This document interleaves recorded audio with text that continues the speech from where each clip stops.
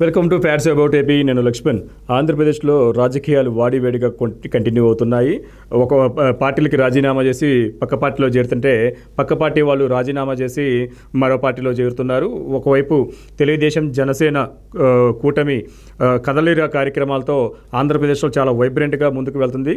కనిగిరి నుంచి సమర శంఖారావం, ఎన్నికల శంఖారావం పూరించిన చంద్రబాబు నాయుడు గారు వరుసగా అన్ని జిల్లాల్లో కదిలిరా కార్యక్రమాలకి శ్రీకారం చుడుతున్నారు. కదిలిరా కార్యక్రమం వేదికగా ప్రభుత్వ వైఫల్యాలతో పాటు ఏదైతే తెలుగుదేశం జనసేన తీసుకుంటున్న నిర్ణయాలు కానీ, ఉమ్మడి కార్యాచరణ కానీ, మేనిఫెస్టోకి సంబంధించి కానీ విధి విధానాలు ఎలా ఉండబోతున్నాయి, ప్రజలకు ఏ విధంగా లబ్ధి చేకూరుతుంది, 2024లో తెలుగుదేశం జనసేన కూటమి అధికారంలోకి రాబోతుంది. రాగానే చేసే సంక్షేమ పథకాలు కానీ, అభివృద్ధి కార్యక్రమాలు కానీ, సాగునీటి ప్రాజెక్టులకు సంబంధించి కానీ, రైతులకు సంబంధించి కానీ, విద్యార్థులకు సంబంధించి కానీ, మహిళలకు సంబంధించి కానీ ప్రతి ఒక్కరికి సమన్యాయం చేస్తామని చెప్పి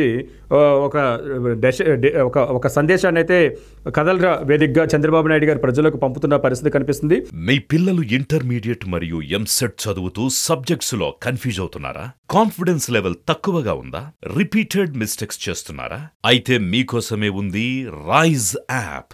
1 lakh question bank, performance analysis, online classes by experts, ఇంకా మరెన్నో ఫీచర్స్ తో మీ ముందుకొచ్చింది రైజ్ ద పర్ఫెక్ట్ గైడ్.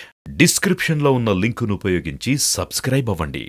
ఇప్పటికే కనిగిరి నుంచి ప్రారంభమైన ఎన్నికల శంఖారావం తర్వాత ఇప్పుడు తునితో సాగుతుంది. గతంలో మనకి చూసుకుంటే కనిగిరి తర్వాత తిరువూరు చేశారు. తిరువూరు తర్వాత ఆచంట, ఆర్లగడ్డ, బొబ్బిలి, ఇప్పుడు ఈరోజు తునిలో జరుగుతుంది. మధ్యాహ్నం బొబ్బిలిలో పూర్తయిపోయింది కదలిరా కార్యక్రమం. దాదాపు ఆరు ప్రాంతాల్లో పెట్టిన కదలిరా కార్యక్రమంలో టీడీపీ జనసేన సైనికులు పెద్ద ఎత్తున ఈ కార్యక్రమానికి స్వచ్ఛందంగా హాజరయ్యారు. అదేవిధంగా ప్రజలు కూడా స్వచ్ఛందంగా ఈ కార్యక్రమానికి తరలి వస్తున్న క్రమాన్ని మనం చూడొచ్చు. జనసేన టీడీపీ ఉమ్మడి భాగస్వామ్యంతో ఈ కార్యక్రమాలను పెద్ద ఎత్తున విజయవంతం చేయడానికైతే ప్రజలు, కార్యకర్తలతో పాటు ప్రజలు కూడా ఎంతో స్వచ్ఛందంగా వస్తున్నారు. బాబు గారి యొక్క ప్రసంగాన్ని వింటున్నారు. మరోవైపు కదలిరా కార్యక్రమం నీరసించిపోతుంది. జనాల నుంచి ఎటువంటి స్పందన రావట్లేదు, అందుకే కుర్చీలన్నీ ఖాళీగా ఉంటున్నాయని చెప్పి మరోవైపు వైసీపీ విష ప్రచారం చేస్తుంది. అదంతా తప్పుడు ప్రచారం అనేది చాలా క్లియర్గా ఆయనకి తరలి వస్తున్న జనాన్ని చూస్తే మనకు అర్థమవుతుంది. ఈరోజు బొబ్బిల్లో నిర్వహించిన కార్యక్రమం దాదాపు 2.5 లక్షల మంది పైచీలకు జనాలు వచ్చారు. ఇంకా ఆ ప్రాంగణం సరిపోక బయట కూడా నిలిచిపోయిన పరిస్థితి కూడా మనం చూసాము. మొత్తంగా ఏదైతే తెలుగుదేశం పార్టీ జనసేన నిర్వహిస్తున్న కదలిరా కార్యక్రమానికి పెద్ద ఎత్తున అనూహ్య స్పందన వస్తుంది. ప్రజలు పెద్ద ఎత్తున మద్దతు తెలుపుతున్నారు. ఈసారి జగన్మోహన్ రెడ్డి గారి ప్రభుత్వాన్ని ఇంటికి పంపించి టీడీపీ జనసేన యొక్క ఉమ్మడి పార్టీలను అధికారంలోకి తీసుకురావాలి. చంద్రబాబు యొక్క దార్శనికత, ఇప్పుడున్న ఇబ్బందుల్లో ఏపీ పడుతున్న ఇబ్బందులకి ఆయనే పరిష్కార మార్గం చూపించగలడు.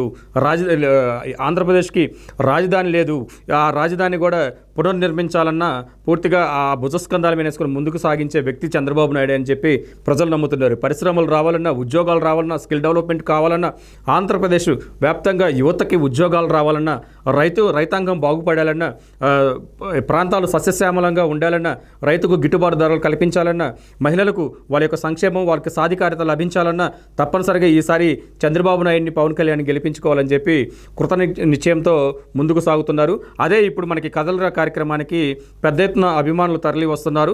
అదేవిధంగా పార్టీ కార్యకర్తలతో పాటు స్వచ్ఛందంగా జనాలు కూడా ఆ కార్యక్రమానికి ముందుకు వస్తూ ఆ కార్యక్రమాన్ని విజయవంతం చేస్తున్న పరిస్థితి కూడా కనిపిస్తుంది. మొత్తానికి చంద్రబాబు నాయుడు గారు ఏదైతే తలిచారో ఈసారి 2024లో ఖచ్చితంగా పార్టీని అధికారంలో తీసుకురావాలని చెప్పి ఏదైతే దృఢ సంకల్పాన్ని పూడారో ఆ పవన్ కళ్యాణ్ కూడా బాబు గారికి పూర్తిగా సపోర్ట్ చేస్తూ 2 కూటములు చాలా ముందుకు వెళ్తున్నారు, చాలా క్లారిటీగా ముందుకు వెళ్తున్నారు, చాలా వ్యూహాత్మకంగా అడుగులు వేస్తున్నారు. కదలిరా తర్వాత కూడా అనేక కార్యక్రమాలకు శ్రీకారం చుడుతున్నారు. ఉమ్మడి మేనిఫెస్టోని రిలీజ్ చేసిన తర్వాత ఆ 2 పార్టీల యొక్క సినారియో వేరే విధంగా ఉంటుందని చెప్పి కూడా రాజకీయ విశ్లేషకులకు చెప్తున్న పరిస్థితి.